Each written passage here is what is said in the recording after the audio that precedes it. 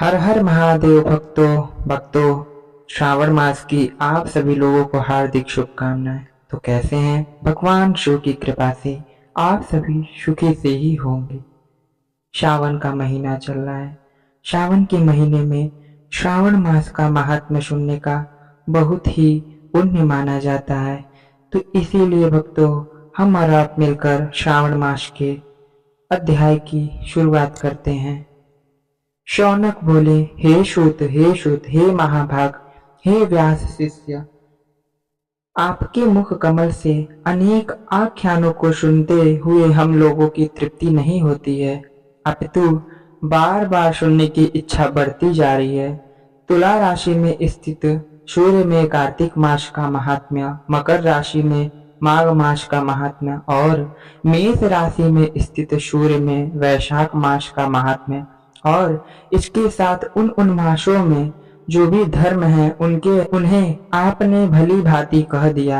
यदि आपके मत में इनसे भी अधिक महिमा में कोई मास हो तथा भगवत प्रिय कोई धर्म हो तो आप उसे अवश्य कहिए, जिसे सुनकर कुछ अन्य सुनने की हमारी इच्छा न हो। वक्ता को श्रद्धालु श्रोता के समक्ष कुछ भी छिपाना नहीं चाहिए। इसलिए सूत जी बोले, हे मुनियों, आप सभी लोग सुने, मैं आप लोगों के वाक्य गौरव से अत्यंत संतुष्ट हूँ। आप लोगों के समक्ष मेरे लिए कुछ भी गोपनीय नहीं है। दंभ रहित होना, आस्तिकता, सरसता का परित्याग, उत्तम भक्ति सुनने की इच्छा, विनम्रता, ब्राह्मणों के प्रति भक्ति परायणता, सुशीलता, मन की स्थिरता, पवित्रता, तपस्विता और अनुसूया, ये श्रोता के 12 गुण बताए गए हैं।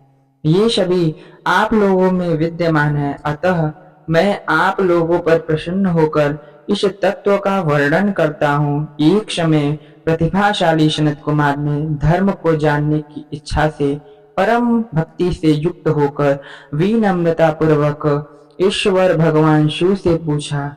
सनत कुमार बोले, योगियों के द्वारा आराधनीय चरण कमल वाले हे देव, हे महाभाग, हमने आपसे अनेक व्रतों तथा बहुत प्रकार के धर्मों का श्रवण किया, फिर भी हम लोगों के मन में सुनने की अभिलाषा है। 12 मासों में जो मास सबसे श्रेष्ठ, आपकी अत्यंत प्रीति कराने वाला, सभी कर्मों की सिद्धि देने वाला हो और अन्य मास में किया गया कर्म यदि इस मास में किया जाए तो वो अनंत फल प्रदान करने वाला हो।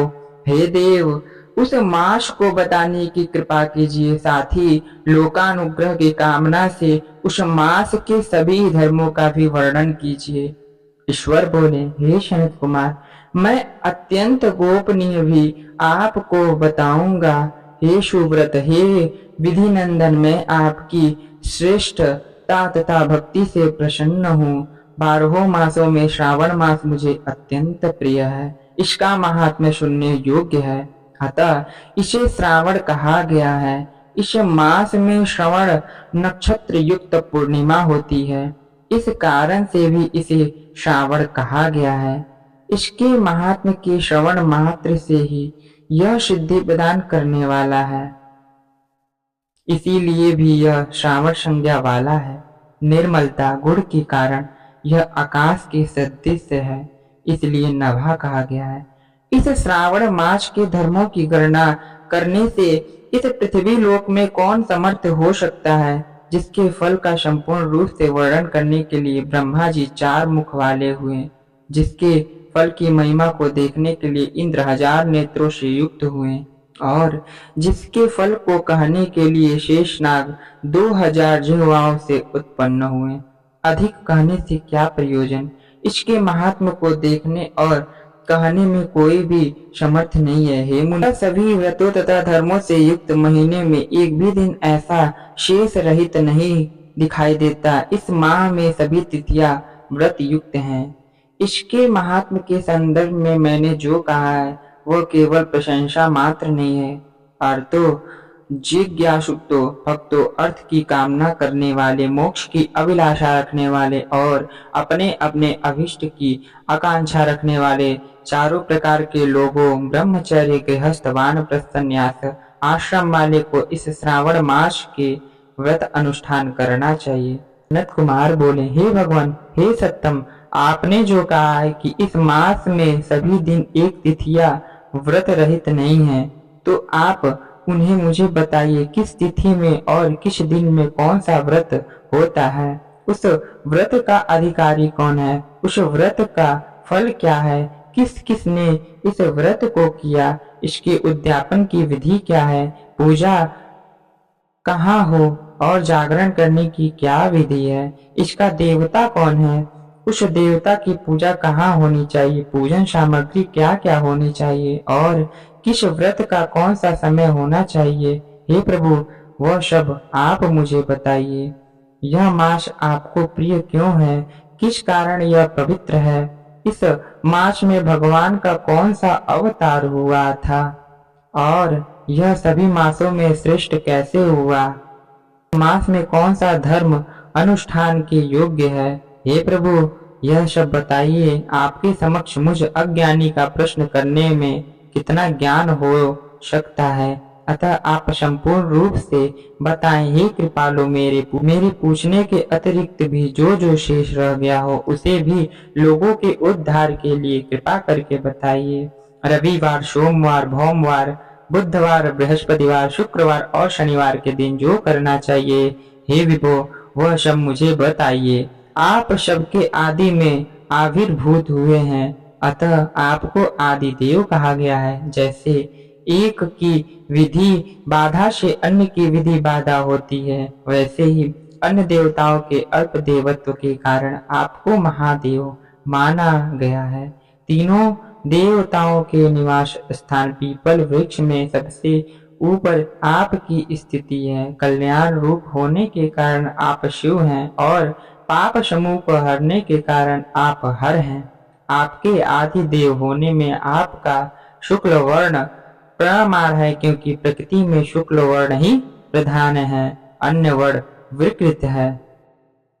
आप कपूर के समान गौर वर्ण हैं, अतः आप आदि देव हैं। गणपति के अधिष्ठात रूप 4 दल वाले मूलाधार नामक चक्र से, ब्रह्मा जी के अधिष्ठान रूप 6 दल वाले स्वाधिष्ठान नामक चक्र से और विष्णु के अधिष्ठान रूप 10 दल वाले मणिपुर नामक चक्र से भी ऊपर आपके अधिष्ठित होने का कारण आप ब्रह्मा तथा विष्णु के ऊपर स्थित हैं। यह आपकी प्रधानता को व्यक्त करता है। हे देव, एकमात्र आपकी ही पूजा से पंचायतन पूजा हो जाती है, जो कि दूसरे देवता की पूजा से किसी भी तरह संभव नहीं है। आप स्वयं शिव हैं। आपकी बाएं जांघ पर शक्ति स्वरूपा दुर्गा, दाहिनी जांघ पर गणपति, आपके नेत्र में सूर्य तथा हृदय में भक्तराज भगवान श्री हरि विराजमान है। अन्न के ब्रह्मा रूप होने तथा राज के विष्णु रूप होने और आपके उसका भोक्ता होने के कारण है। हे ईशान, आपके श्रेष्ठत्व में किसे संदेह हो सकता है। सबको विरक्ति की शिक्षा देने हेतु आप शमशान तथा पर्वत पर निवास करते हैं। पुरुष सूक्त में उतावतत्वसेहसानो इस मंत्र के द्वारा प्रतिपादन के योग्य हैं, ऐसा महर्षियों ने कहा है। जगत का संहार करने वाले हलाहल को गले में किसने धारण किया? महाप्रलय की काल अग्नि को अपने मस्तक पर धारण करने में कौन समर्थ था? संसार रूप अंधकूप में पतन के हेतु कामदेव को किसने भस्म किया? आप ऐसे हैं कि आपकी महिमा का वर्णन करने में कौन समर्थ है? एक तुच्छ प्राणी में करोड़ों जन्मों में भी आपके प्रभाव का वर्णन नहीं कर सकता, अतः आप मेरे ऊपर कृपा करके मेरे प्रश्नों को बताइए।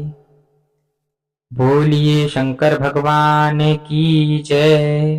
तो भक्तों, यहाँ पर श्री स्कंद पुराण के अंतर्गत ईश्वर सनत कुमार संवाद में श्रावण मास का महत्व का पहला अध्याय पूर्ण होता है।